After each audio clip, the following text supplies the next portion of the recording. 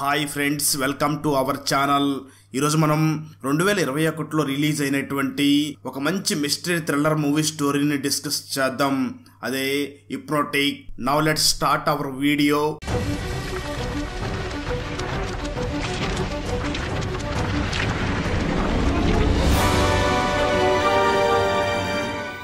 Video start చేసే ముందు చిన్న రిక్వెస్ట్ ఫ్రెండ్స్, మన ఛానల్లో డైలీ 1 వీడియో పబ్లిష్ చేస్తున్నాం. సో ఛానల్ని సబ్స్క్రైబ్ చేసి పక్కనే ఉన్న బెల్ ఐకాన్ని క్లిక్ చేసి సపోర్ట్ చేయండి. వీడియోస్ని లైక్ చేసి మీ ఫ్రెండ్స్ అండ్ ఫ్యామిలీ మెంబర్స్తో షేర్ చేయండి. అలాగే ఈ ఛానల్తో పాటు మేము ఓపెన్ చేసిన మరో 2 ఛానల్స్లో కూడా రెగ్యులర్గా వీడియోస్ని అప్లోడ్ చేస్తున్నాం.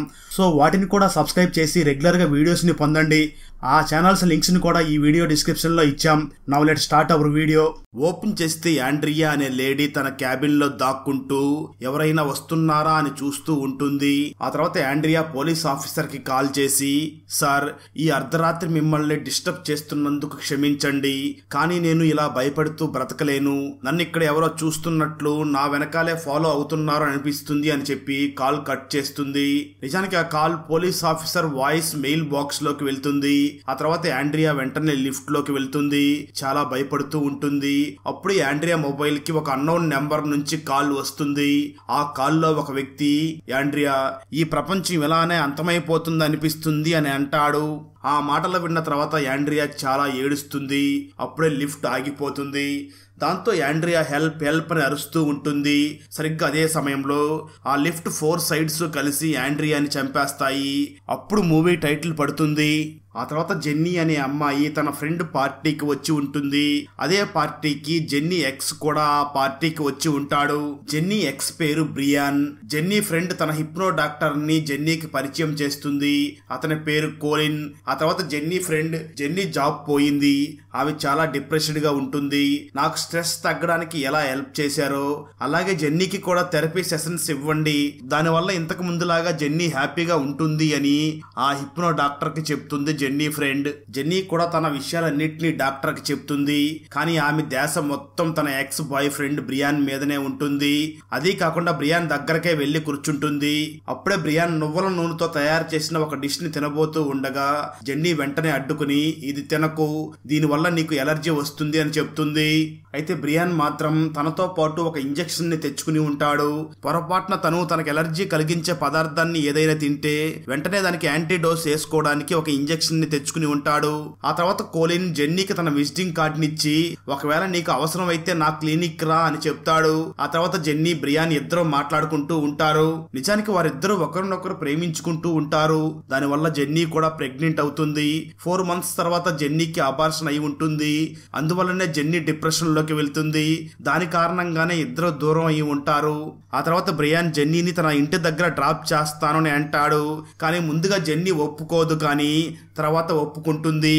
ఆ తర్వాత జెన్నీ బెడ్ మీద పడుకుని ఉంటుంది. బ్రియాన్ తన కోసం ఒక నోట్ ని వదిలిపెట్టి వెళ్తాడు. అదేమిటి అంటే, మళ్ళీ కలుద్దామని నోట్ రాసి పెట్టి వెళ్తాడు. ఆ తర్వాత రోజు జెన్నీ ఫ్రెండ్ జెన్నీని చూసి, నీకు బ్రియాన్ కి మధ్య మళ్ళీ రిలేషన్షిప్ స్టార్ట్ అయ్యిందా అని అడుగుతుంది. దానికి జెన్నీ, కేవలం 1 night స్టాండ్ మాత్రమే. ఆ తర్వాత జెన్నీ కోలిన్ క్లినిక్ కి వెళ్తుంది. అక్కడ రిసెప్షన్ లో ఎవ్వరూ ఉండరు. జెన్నీ వెయిటింగ్ ఏరియాలో కూర్చుని ఉంటుంది. అప్పుడే ఒక విచిత్రమైన లేడీ వచ్చి జెన్నీని చూసి, మంచి డాక్టర్, వెళ్ళి కలువు అని చెప్తుంది. ఆ తర్వాత జెన్నీ కోలిన్ ని కలిసి తన పర్సనల్ లైఫ్ గురించి మొత్తం చెప్తుంది. అప్పుడు కోలిన్, అబార్షన్ వల్లనే మీరు డిప్రెషన్ గా ఫీల్ అవుతున్నారు, మీకు డీప్ హిప్నోటిక్ థెరపీ అవసరం ఉంది, దీనివల్ల మీ అంతర మనసులో ఉన్న పెయిన్ ని తొలగించవచ్చు, దానివల్ల మీరు అబార్షన్ ని అంగీకరించి లైఫ్ ని ముందుకు కొనసాగించవచ్చు, లేదా అబార్షన్ కి సంబంధించి ప్రతి మెమరీని మర్చిపోయేలాగా చేయవచ్చు, అప్పుడే మీ దుఃఖం ఒక్కసారిగా మాయం అవుతుంది అని చెప్తాడు. దానికి జెన్నీ, పూర్తి మెమరీని మర్చిపోయేలాగా చేయకండి, నా పెయిన్ ని తగ్గించండి అని చెప్తుంది. ఆ తర్వాత కూలిన్ జెన్నీని పడుకోబెట్టి హిప్నోటైజ్ చేయడం స్టార్ట్ చేస్తాడు. అప్పుడు నువ్వు ఒక అందమైన అడవిలో ఉన్నావు అని అంటాడు. దాంతో జెన్నీ తన అంతర్మదనంలో నిజంగానే ఒక అందమైన ప్లేస్ లో ఉందని ఊహించుకుంటూ ఉంటుంది. అలా ఆ సెషన్ తర్వాత జెన్నీ పెయిన్ మొత్తం తగ్గిపోతుంది. తను ఆ తర్వాత లేస్తుంది. అప్పుడు కేవలం తనకి 2 లేదా 3 నిమిషాలు నిద్రపోయినట్లుగా అనిపిస్తుంది. కానీ అప్పటికే 2 గంటల టైం అయి ఉంటుంది. ఆ తర్వాత కూలిన్ హిప్నటైజ్ లో అలాగే జరుగుతుంది అని చెప్తాడు. ఆ తర్వాత జెన్నీ కొత్తగా జీవించడం మొదలు పెడుతుంది. తనకి ఒక కొత్త జాబ్ కూడా దొరుకుతుంది. 3 months తర్వాత జెన్నీ లైఫ్ చాలా సంతోషంగా ఉంటుంది. తను ఒక సాఫ్ట్వేర్ ఇంజనీర్. జెన్నీ వారంలో ఒక రోజు హిప్నటిక్ సెషన్ కి వెళ్తూ వస్తూ ఉంటుంది. ఆ తర్వాత జెన్నీ తన ఫ్రెండ్ ని చూసి, నాకు ఆయన సెషన్స్ ఇవ్వడం వల్ల బాగా జరుగుతుంది, నా లైఫ్ మారిపోయింది అనిపిస్తుంది, నేను లైఫ్ లో చాలా సంతోషంగా ఉన్నాను అని చెప్తుంది. నిజానికి జెన్నీ ఫ్రెండ్ కి స్పైడర్ వల్ల భయం కలుగుతుంది. ఆ భయాన్ని తగ్గించుకోవడానికే తను కూలిన్ దగ్గరికి వెళ్తుంది. కానీ కూలిన్ ప్రతి ఒక్కరికి హిప్నటైజ్ చేయడు. ముందుగా కౌన్సిలింగ్ వల్ల నయం చేయడానికి ట్రై చేస్తాడు, కొంతమందికి మాత్రమే హిప్నటైజ్ చేస్తాడు.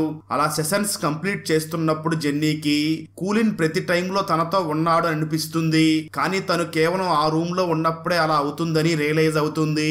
ఆ తర్వాత కొద్ది రోజులకి జెన్నీ షాపింగ్ చేస్తున్నప్పుడు కూలిన్ ని కలుస్తుంది. ఆ తర్వాత ఇద్దరు రెస్టారెంట్ కి వెళ్లి మాట్లాడుకోవడం మొదలు పెడతారు. అప్పుడు కూలిన్, ఇప్పటికీ నువ్వు నీ బాయ్ ఫ్రెండ్ ని కలుస్తున్నావా, నేను మూవ్ ఆన్ అయ్యాను అని ఎందుకు చెప్పడం లేదు అని అడుగుతాడు. అప్పుడు జెన్నీ, ఆ రోజు పార్టీలో మా ఇద్దరి మధ్య మాటలు జరిగాయి, కానీ నేను సడన్ గా అలా చెప్పి అతని మనసు బాధ పెట్టాలి అనుకోవడం లేదు అని అంటుంది. దానికి కూలిన్ అతన్ని డిన్నర్కి పిలిచి, ఒక హ్యాపీ మూమెంట్లో నిన్ను నేను ప్రేమించడం లేదు అని చెప్పి, లేదా అతని పాపం నమ్మకంతో తనతోనే ఉంటావు అని అనుకుంటాడు అని చెప్పి వెళ్ళిపోతాడు కూలిన్. ఆ తర్వాత జెన్నీ బ్రియాన్కి కాల్ చేసి డిన్నర్కి రమ్మని పిలుస్తుంది. బ్రియాన్ వెంటనే సరే అని చెప్తాడు. అప్పుడు జెన్నీకి ఒక అన్నోన్ నెంబర్ నుంచి కాల్ వస్తుంది. ఆ కాల్ ని అటెండ్ చేయగానే జెన్నీ ఒక్కసారిగా ఫ్రీజ్ అవుతుంది. ఆ తర్వాత తను ఒక డైనింగ్ టేబుల్ మీద ఫ్రీజ్ అయ్యి కూర్చుని ఉంటుంది. అప్పుడు ఏదో ఒక శబ్దం వస్తుంది. దాన్ని విని జెన్నీ మళ్ళీ స్పృహలోకి వస్తుంది. టేబుల్ మీద 2 plates ఉంటాయి. చైర్ కిందకి పడిపోయి ఉంటుంది. అప్పుడు జెన్నీకి, బహుశా నేను ఇద్దరికి ఫుడ్ ని ప్రిపేర్ చేసినట్లు ఉన్నాను, నాతో పాటు మరొక వ్యక్తి కూడా కలిసి భోజనం చేసినట్లు ఉన్నారు, కానీ ఆ వ్యక్తి ఎవరో గుర్తుకు రావడం లేదు అని ఆలోచిస్తూ ఉంటుంది. ఆ తర్వాత బాత్రూమ్ లో నుంచి వచ్చే శబ్దాన్ని విని అక్కడికి వెళ్లి చూడగా బ్రియాన్ వాంతులు చేసుకుని పడిపోయి ఉంటాడు.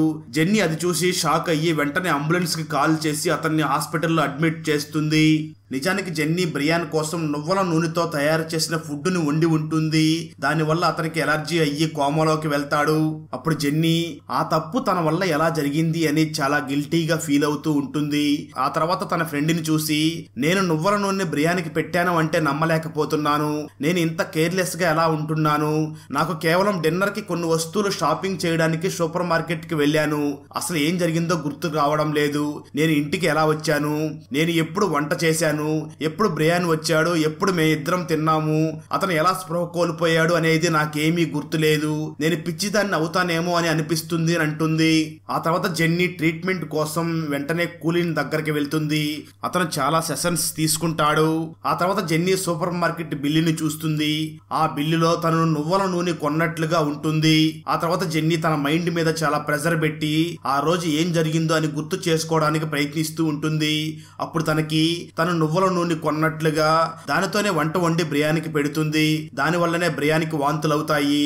ఆ తర్వాత తను డైనింగ్ టేబుల్ మీద ఫ్రీజ్ అయి ఉంటుంది. ఇదంతా గుర్తుకు వస్తుంది. ఆ తర్వాత జెన్నీ ఇవన్నీ నేను ఎలా చేయగలిగాను అని చాలా స్ట్రెస్ ఫీల్ అవుతూ ఉంటుంది. అయినా నేను బ్రియాన్ కోసం నువ్వుల నూనెతో ఎలా వంట చేయగలిగాను అని చాలా బాధపడుతూ ఉంటుంది. అలాగే తను ఎలర్జీతో బాధపడుతున్నప్పుడు నేను ఎలా సైలెంట్ గా ఎలా ఉండగలిగాను, ఇవన్నీ నాకెందుకు గుర్తులేవు, ఇవన్నీ నా మెమరీలో ఎందుకు లేకుండా పోయాయి అని ఆలోచిస్తూ ఉంటుంది. అప్పుడు జెన్నీకి కూలిన్ మీద అనుమానం కలుగుతుంది.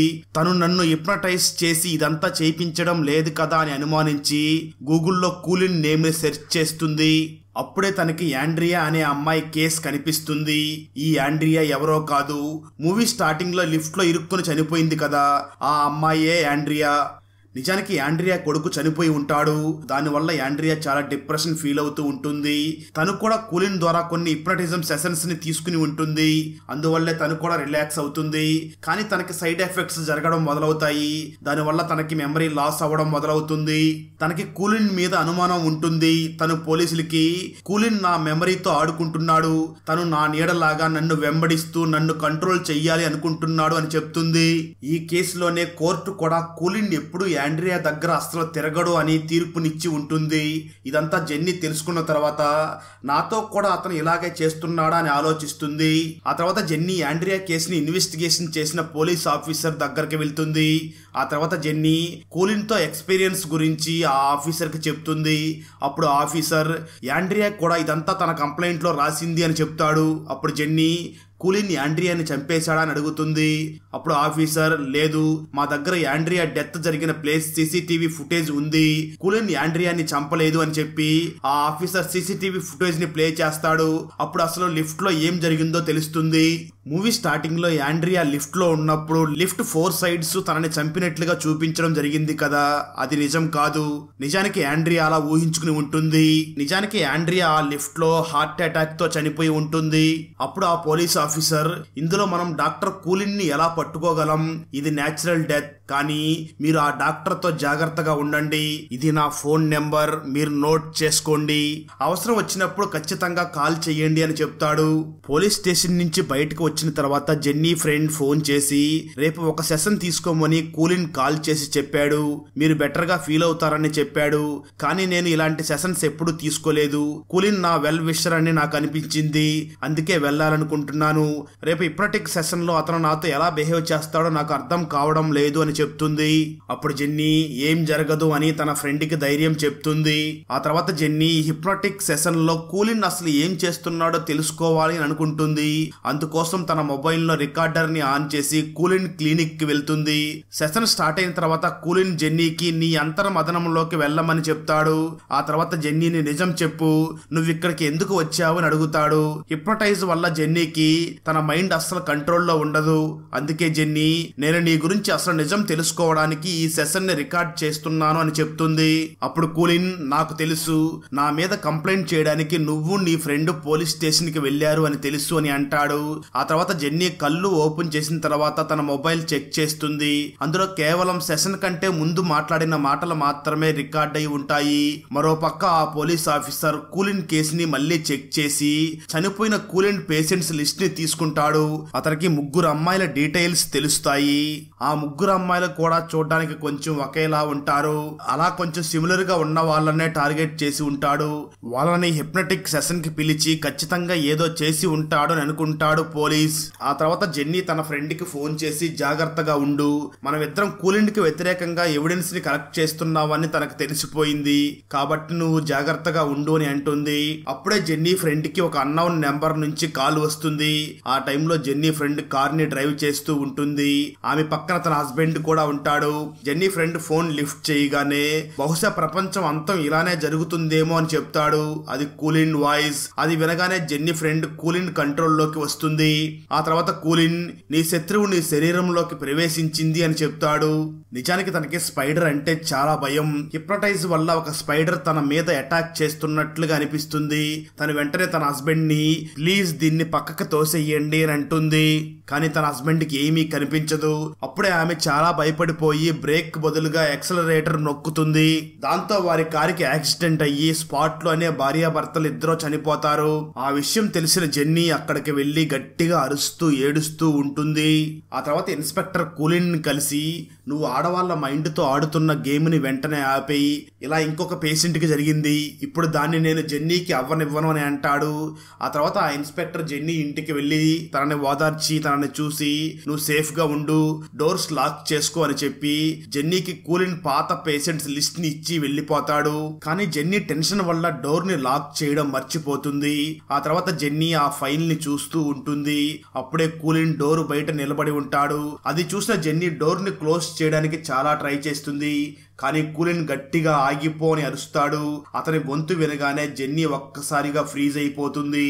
ఆ తర్వాత కూలిన్ జెన్నీతో, నేను నీ కోసమే బ్రియాన్ని అలాగే నీ ఫ్రెండ్ ని చంపేశాను, నీకు ఏం కావాలో నీకే తెలియదు, కానీ నాకు తెలుసు, నువ్వు నన్ను నీ వాడిని అనుకో డార్లింగ్ అని చెప్తాడు. అలా డార్లింగ్ అనే మాటని చాలా సార్లు యూస్ చేసి చాలా రొమాంటిక్ గా మాట్లాడతాడు. ఆ తర్వాత నా మీద నీకు భయం తగ్గిపోగానే నువ్వే నా దగ్గరికి వస్తావు, అంతవరకు రిలాక్స్ అని అంటాడు. రిలాక్స్ అనే మాట వినగానే జెన్నీ స్పృహలోకి వచ్చి పరిగెత్తుకుంటూ వెళ్లి డోర్ ని లాక్ చేస్తుంది. ఆ తర్వాత జెన్నీ ఇన్స్పెక్టర్ కి కాల్ చేస్తుంది, కానీ అతను కాల్ లిఫ్ట్ చేయడు. మరో పక్క సడన్ గా ఒక లేడీ వచ్చి ఇన్స్పెక్టర్ మీద కత్తితో దాడి చేస్తూ ఉంటుంది. తను కూలిన్ పేషెంట్. బహుశా కూలిన్ ఇన్స్పెక్టర్ మీద దాడి చేయడానికి ఆమెను పంపించి ఉంటాడు. చాలాసార్లు కత్తితో దాడి చేస్తుంది. ఆ తర్వాత ఇన్స్పెక్టర్ గట్టిగా కొట్టి ఆమెను కింద పడేస్తాడు. ఆ తర్వాత అంబులెన్స్కి కాల్ చేస్తాడు. ఆ తర్వాత ఇన్స్పెక్టర్ హాస్పిటల్లో అడ్మిట్ అయి ఉంటాడు. జెన్నీ ఇన్స్పెక్టర్ని చూడడానికి వచ్చి తనని చూసి, నేను మిమ్మల్ని వార్న్ చేయడానికి కాల్ చేశాను, కానీ మీరు కాల్ లిఫ్ట్ చేయలేదు అని చెప్తుంది. ఇదంతా కూలిన్ చేస్తున్నాడని ఇద్దరికీ తెలుసు, కానీ ఒక్క కేసులో కూడా అతన్ని అరెస్ట్ చేయలేరు. ఎందుకంటే అతను డైరెక్ట్గా ఏ క్రైమ్ స్పాట్లో కూడా ఉండడు. అతను కేవలం తన పేషెంట్ మైండ్స్తో ఆడుకుని తన పనిని జరిగేలా చేస్తూ ఉంటాడు. మరోపక్క jenny X boy friend Brian కూడా కోమాలో ఉంటాడు. మరోపక్క ఇన్స్పెక్టర్ జెన్నీని పోలీస్ కేసులకి హెల్ప్ చేసేటువంటి సైకియాట్రిస్ట్ దగ్గరికి పంపిస్తాడు. ఆ తర్వాత జెన్నీ ఆ సైకియాట్రిస్ట్కి అంతా చెప్తుంది. అప్పుడు ఆ సైకియాట్రిస్ట్ కూలిన్ నీ మైండ్ని తన కంట్రోల్లోకి తెచ్చుకోవడానికి ఖచ్చితంగా ఏదో ఒక ట్రిగ్గర్ వర్డ్ని యూజ్ చేసి ఉంటాడు. నేను ఆ ట్రిగ్గర్ వర్డ్ని తీసేయడానికి ట్రై చేస్తాను అని చెప్తుంది. ఆ తర్వాత ఆ సైకియాట్రిస్ట్ జెన్నీని హిప్నటైజ్ చేస్తుంది. కానీ జెన్నీ లోపల చాలా ఎమోషనల్ బ్లాక్స్ ని సెట్ చేసి ఉంటాడు. దానివల్ల ఏ సైకియాట్రిస్ట్ కూడా జెన్నీ మైండ్ లోపలికి వెళ్ళలేరు. జెన్నీ బాగా బాధపడుతుంది. అప్పుడే జెన్నీకి కూలిన్ గురించి కొన్ని పాత దృశ్యాలు కనబడతాయి. ఆ దృశ్యాలలో కూలిన్ జెన్నీకి ఒక బ్రేస్లెట్ ని ఇచ్చి ఉంటాడు. కూలిన్ జెన్నీని చాలా ప్రేమగా చూస్తూ ఉంటాడు. జెన్నీ కూడా కూలిన్ ని చాలా ప్రేమగా చూస్తుంది. అప్పుడు తనకి ఒక అందమైన అడవి కనబడుతుంది. అందులో జెన్నీ కూలిన్ ఆ అందమైన అడవిలో ఉంటారు. తన లోపల ప్రపంచంలో జెన్నీకి తను చాలా సంతోషంగా ఉందని అనిపిస్తుంది. కానీ నిజానికి తన బాడీ బాధతో విలవిల్లాడుతూ ఉంటుంది. ఆ తర్వాత ఆ లేడీ సైకియాట్రిస్ట్ జెన్నీని తన లోపల ప్రపంచం నుంచి బయటకు తీసుకుని వస్తుంది. ఆ తర్వాత జెన్నీని చూసి, కూలిన్ నిన్ను హిప్నటైజ్ చేసి దాని ద్వారా ఒక బ్లాక్ ని సెట్ చేశాడు. దాన్ని ఒకవేళ నేను తీసేస్తే నువ్వు చనిపోవచ్చు. ఆ బ్లాక్ ని నేను తీయలేను, కానీ నీ మైండ్ లో ట్రిగర్ చేసిన ఆ వర్డ్ ప్రభావాన్ని తగ్గించగలను అని చెప్తుంది. తన ట్రిగ్గర్ వర్డ్ డార్లింగ్. ఇది వినగానే నువ్వు తన కంట్రోల్లోకి వెళ్తావు. కానీ ఇప్పుడు అతను నిన్ను డార్లింగ్ అనే మాటతో కంట్రోల్ చేయలేడు. అతను డార్లింగ్ అనే చెప్పగానే నువ్వు హిప్నటైజ్ అవ్వడానికి బదులు కొన్ని సెకండ్స్ నువ్వు స్పృహలోనే ఉంటావు. అంటే ఆ సమయాన్ని అదునుగా చేసుకుని నువ్వు ఏదో ఒక విధంగా ఆ ప్లేస్ నుంచి బ్రతికి బయటపడు అని చెప్తుంది. ఆ తర్వాత ఆ సైకియాట్రిస్ట్ జెన్నీ అంతర్మదనంలో ఉన్న ఆ ట్రిగ్గర్ వర్డ్ ని బలహీనం చేస్తుంది. హిప్నటైజ్ ద్వారా జెన్నీ చూసిన ఒక అడ్రస్ ని గుర్తుకు తెచ్చుకుని ఇంటర్నెట్ లో సెర్చ్ చేస్తుంది. అప్పుడు డాక్టర్ సులీవన్ అనే ఒక సైకియాట్రిస్ట్ డాక్టర్ గురించి ఇన్ఫర్మేషన్ తెలుస్తుంది. నిజానికి డాక్టర్ సులీవన్ ఒక ఎక్స్పర్ట్ హిప్నోథెరపిస్ట్. అతను ఆర్మీ కోసం వర్క్ చేసేవాడు. యుద్ధంలో శత్రువుల సోల్జర్స్ పట్టుబడితే వాళ్ళ అంతర్మదనంలోకి ఈ డాక్టర్ వెళ్లి నిజాల్ని రాబట్టేవాడు. అలాంటి రియలిస్టిక్ థాట్స్ ని ఇంప్లిమెంట్ చేయడంలో పెద్ద గ్రేట్ పర్సన్. అడవి మధ్యలో డాక్టర్ సులీవన్ కి ఒక ఇల్లు ఉంటుంది. ఇది రికార్డ్స్ లో అసలు ఉండదు, కానీ కొంతమంది అతి కష్టంతో దాని గురించి రీసెర్చ్ చేసి కొంత ఇన్ఫర్మేషన్ మాత్రమే ఇంటర్నెట్ లో పెట్టి ఉంటారు. జెన్నీకి కూలిన్ ఇంతకు ముందే డాక్టర్ సులీవన్నే నా గురువు అని చెప్పి ఉంటాడు. జెన్నీ డాక్టర్ సులీవన్ ని కలవడానికి ఒంటరిగా అడవిలోకి వెళ్తుంది. ఫైనల్ గా జెన్నీ అడవిలో ఉన్న డాక్టర్ సులీవన్ ఇంటి వద్దకు వెళ్తుంది. కానీ ట్విస్ట్ ఏమిటి అంటే అక్కడ సులీవన్ కాకుండా కూలిన్ ఉంటాడు. అతను జెన్నీని చూసి డాక్టర్ సులీవన్ నా ఫాదర్ అని చెప్తాడు. ఆ మాటలు విన్న జెన్నీ షాక్ అవుతుంది. ఆ తర్వాత కూలిన్, ఈ ఇల్లు నా నాన్నది. అతను నాకు హిప్నోథెరపీ గురించి అంతా నేర్పించాడు. దాన్ని యూస్ చేసే నేను క్లినిక్ ని నడుపుతున్నాను అని చెప్తాడు. ఆ ఇల్లు తన ఫాదర్ది అయినా కూడా అతను చనిపోయిన తర్వాత కూలిన్ ఆ ఇంటి నేమ్ ను కూడా చేంజ్ చేసి ఉండడు. ఎందుకంటే కూలిన్ తన అడ్రస్ ని చాలా రహస్యంగా ఉంచాలి అనుకుంటాడు. కానీ అక్కడికి వెళ్లే ముందే జెన్నీ ఒక వాయిస్ మెయిల్ ద్వారా ఇన్స్పెక్టర్ కి నేను అడవిలో ఉన్న ఆ అడ్రస్ కి వెళుతున్నాను అని చెప్పి ఉంటుంది. ఆ వాయిస్ వినగానే ఇన్స్పెక్టర్ 2 గన్స్ తీసుకుని ఆ అడ్రస్ కి వెళ్ళడానికి స్టార్ట్ అవుతాడు. దానితో పాటు పోలీస్ ఫోర్స్ కి ఇన్ఫార్మ్ చేస్తాడు. కానీ ఆ పోలీస్ ఫోర్స్ కూలిన్ క్లినిక్ లో సెర్చ్ చేస్తూ ఉంటుంది. కానీ జెన్నీ మరియు కూలిన్ అడవిలో ఉన్న ఇంట్లో ఉంటారు. అప్పుడే మనకి జెన్నీ అంతర్మదనంలో వస్తున్న మెమరీస్ జెన్నీ మెమరీస్ కాదు, అవి కూలిన్ వైఫ్ మెమరీస్ అని తెలుస్తుంది. అప్పుడే రివీల్ అయ్యే భయంకరమైన ట్విస్ట్ ఏమిటి అంటే కూలిన్ తన వైఫ్ ని చాలా ప్రేమించి ఉంటాడు. ఉంటాడు. కానీ సడన్ గా తన వైఫ్ చనిపోయి ఉంటుంది. కూలిన్ తనని ఎప్పటికీ తిరిగి తీసుకుని రాలేడు. తనని మర్చిపోలేకపోతూ ఉంటాడు. జీవితాంతం తనతో పాటే తన మెమరీతో పాటు బ్రతకాలి అని అనుకుని ఉంటాడు. అందుకే అతను ఒక ప్లాన్ ని ప్రిపేర్ చేస్తాడు.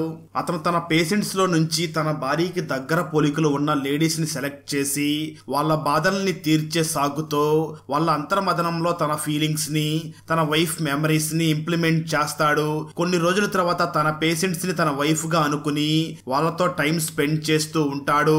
కానీ ఎప్పుడైతే ఆ పేషెంట్స్ కి తన బిహేవియర్ విచిత్రంగా అనిపిస్తే లేదా కూలిన్ మీద డౌట్ వస్తే కూలిన్ వాళ్ళని చంపేస్తూ ఉంటాడు. ఈ విధంగా ఒకరి తర్వాత ఒకరిని తన పేషెంట్స్ అందరితో గేమ్స్ ఆడుకుంటూ ఉంటాడు. ఈసారి అతని టార్గెట్ జెన్నీ. అతను జెన్నీకి తన వైఫ్ అని నమ్మిస్తాడు. జెన్నీ కూడా కూలిన్ వైఫ్ తనే అని నమ్ముతుంది. అప్పుడే ఇన్స్పెక్టర్ డోర్ దగ్గరికి వస్తాడు. జెన్నీ థాట్స్ డిస్టర్బ్ అవుతాయి.